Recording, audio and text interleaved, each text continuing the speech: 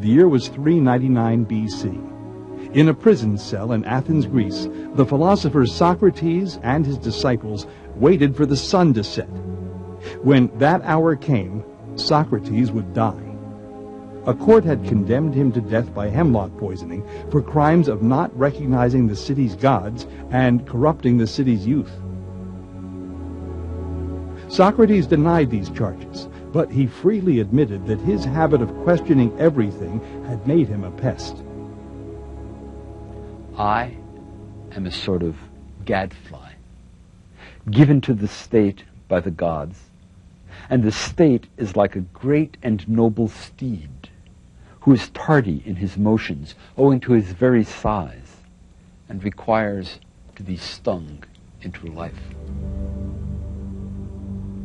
Socrates would become the symbol of the free-thinking individual. He would also go down in history as the founder of Western philosophy. While we have no writings, as far as we know, that come down directly from the pen of Socrates, we know about him because Plato wrote prolifically and wrote a great deal about Socrates, and particularly in his dialogues. He uses Socrates as one of the characters that he has conversations with, and in this way we learn about the philosophical ideas of Socrates. In Plato's Apology, he tells how Socrates defended himself at his trial. Socrates refused to give up philosophical questioning, stating, "The unexamined life is not worth living."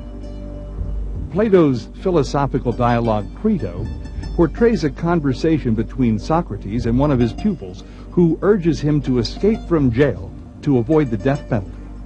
Socrates refuses on grounds of allegiance to higher moral laws. We ought not to retaliate or render evil for evil to anyone, whatever evil we may have suffered from him.